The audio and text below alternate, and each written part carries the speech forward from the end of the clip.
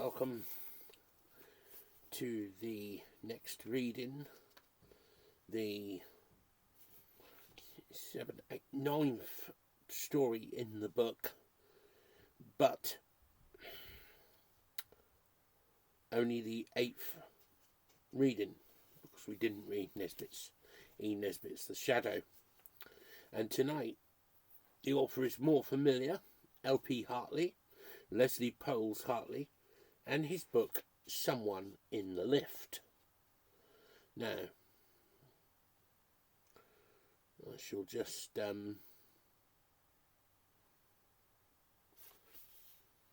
visiting Vanishing House we read last night. Lady and the Fox. So Someone in the Lift by L.P. Hartley, who's famous for The Go-Between, but a dedicated producer of supernatural stories as well, is a Twilight Zone style shocker whose nastiness is almost too blatant, that ... ending, but manages a genuinely unsettling tone of supernatural foreshadowing in the first part. So, Someone in the Lift. And this story looks to be only about 8 pages long, so another short one, which is slightly disappointing, but never mind. So, Someone in the Lift by Leslie Poles Hartley. There's someone coming down in the lift, Mummy. No, my darling, you're wrong, there isn't. But I can see him through the bars, a tall gentleman. You think you can, but it's only a shadow. Now, you'll see, the lift's empty. And it always was. This piece of dialogue, or variations of it, had been repeated at intervals ever since Mr. and Mrs. Malden and their son Peter had arrived at the Brompton Court Hotel, where, owing to a domestic crisis, they were going to spend Christmas. New to hotel life, the little boy had never seen a lift before, and he was fascinated by it. When either of his parents pressed the button to summon it, he would take up his stand some distance away to watch it coming down. The ground floor had a high ceiling, so the lift was visible for some seconds before it touched floor level. And it was then, at its first appearance, that Peter saw the figure. It was always in the same place, facing him in the left-hand corner. He couldn't see it plainly, of course, because of the double grille, the gate of the lift and the gate of the lift shaft, both of which had to be firmly closed before the lift would work. He had been told not to use the lift by himself, an unnecessary warning, because he connected the lift with the things that grown-up people did. And unlike most small boys, he wasn't over-anxious to share the privileges of his elders. He was content to wonder and admire. The lift appealed to him more as magic than as mechanism. Acceptance of magic made it possible for him to believe that the lift had an occupant when he first saw it, in spite of the demonstrable fact that when it came to rest, given its fascinating click of finality, the occupant had disappeared. If you don't believe me, ask Daddy, his mother said. Peter didn't want to do this, and for 2 reasons, one of which was easier to explain than the other. Daddy would say I was being silly, he said. Oh, no, he wouldn't. He never says you're silly. This was not quite true. Like all well-regulated modern fathers, Mr. Malden was aware of the danger of offending a son of tender years. The psychological results might be regrettable. But Freud or no Freud, fathers are still fathers. And sometimes when Peter irritated him, Mr. Malden would let fly. Although he was fond of him, Peter's private vision of his father was of someone more authoritative and awe-inspiring than a stranger, seeing them together, would have guessed. The other reason which Peter didn't divulge, was more fantastic. He hadn't asked his father because, when his father was with him, he couldn't see the figure in the lift. Mrs. Maldon remembered the conversation and told her husband of it.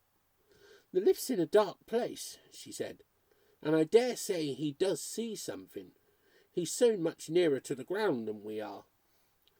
The bars may cast a shadow and make a sort of pattern that we can't see. I don't know if it's frightening him, but you might have a word with him about it." At first Peter was more interested than frightened. Then he began to evolve a theory.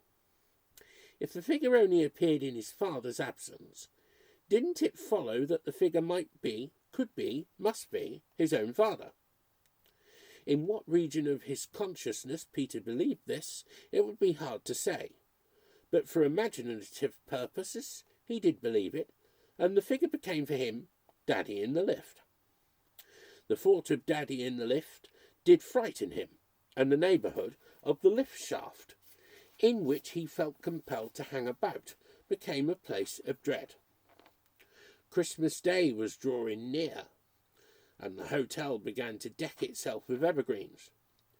Suspended at the foot of the staircase in front of the lift was a bunch of mistletoe, and it was this that gave Mr. Maldon his idea. As they were standing under it, waiting for the lift, he said to Peter, "Your mother tells me you've seen someone in the lift who isn't there."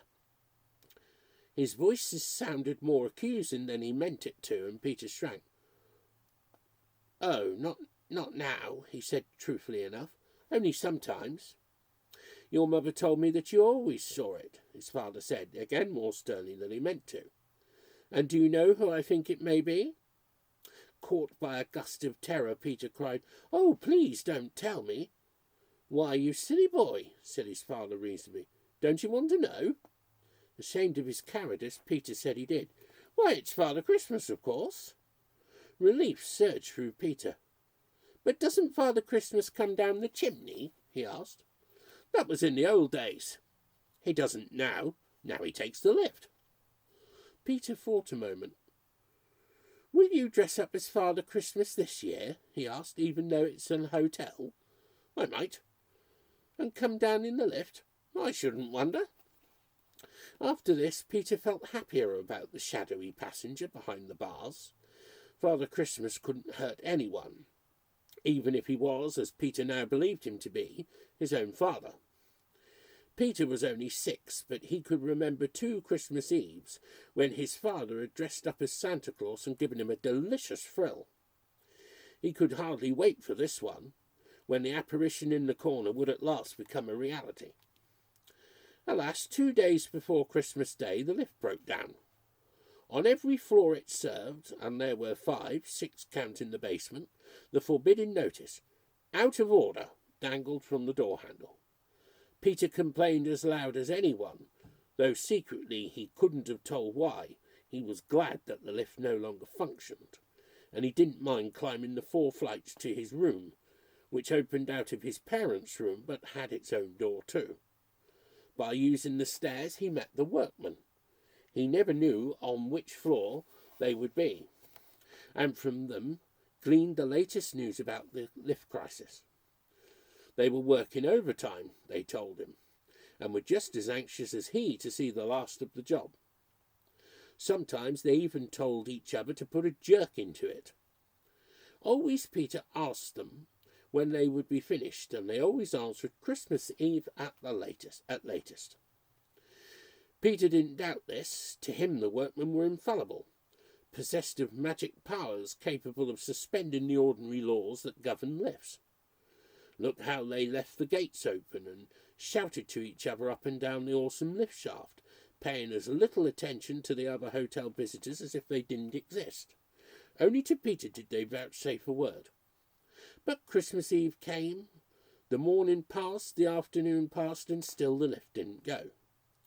The men were working with set faces and a controlled hurry in their movements. They didn't even return Peter's good night when he passed them on his way to bed. Bed? He had begged to be allowed to stay up this once for dinner. He knew he wouldn't go to sleep. He said till Father Christmas came. He lay awake listening to the urgent voices of the men, wondering if each hammer stroke would be the last. And then, just as the clamour was subsiding, he dropped off. Dreaming, he felt adrift in time. Could it be midnight? No, because his parents had after all consented to his going down to dinner. Now was the time. Averting his eyes from the forbidden lift, he stole downstairs. There was a clock in the hall, but it had stopped. In the dining room there was another clock. But dared he go into the dining room alone, with no one to guide him and everybody looking at him? He ventured in, and there at their table, which he couldn't always pick out, he saw his mother. She saw him too, and came towards him, threading her way between the tables as if they were just bits of furniture, not alien islands under hostile sway. "Darling," she said, "I couldn't find you. Nobody could, but here you are." She led him back, and they sat down. "Daddy will be with us in a minute." The minutes passed. Suddenly there was a crash. It seemed to come from within, from the kitchen perhaps. Smiles lit up the faces of the diners. A man at a nearby table laughed and said, "Something's on the floor. Somebody'll be for it." "What is it?" whispered Peter, too excited to speak out loud. "Is anyone hurt?" "Oh, no, darling, somebody's dropped a tray, that's all." To Peter it seemed an anticlimax. This paltry accident that had stolen the thunder of his father's entry, for he didn't doubt that his father would come in as Father Christmas. The suspense was unbearable. "Can I go into the hall and wait for him?" His mother hesitated and then said yes. The hall was deserted. Even the porter was off duty. Would it be fair, Peter wondered, or would it be cheating and doing himself out of a surprise if he waited for Father Christmas by the lift? Magic has its rules which mustn't be disobeyed. But he was there now, at his old place in front of the lift, and the lift would come down if he pressed the button. He knew he mustn't, that it was forbidden, that his father would be angry if he did, yet he reached up and pressed it. But nothing happened. The lift didn't come. And why? Because some careless person had forgotten to shut the gates. Monkeying with the lift, his father called it. Perhaps the workmen had forgotten in their hurry to get home. There was only one thing to do: find out on which floor the gates had been left open, and then shut them. On their own floor it was, and in his dream it didn't seem strange to Peter that the lift wasn't there, blocking the black hole of the lift shaft, though he daren't look down it. The gates clicked to. Triumph possessed him. Triumph lent him wings. He was back on the ground floor with his finger on the button. A thrill of power such as he had never known ran through him when the machinery answered to his touch.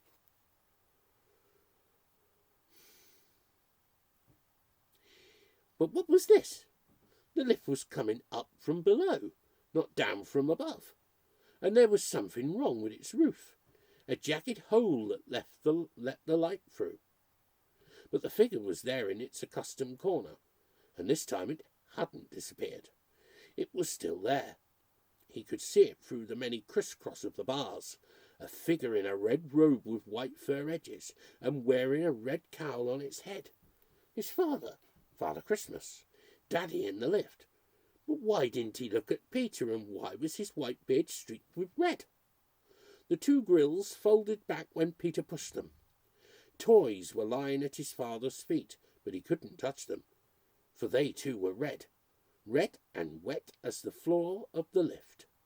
Red as the jag of lightning that tore through his brain.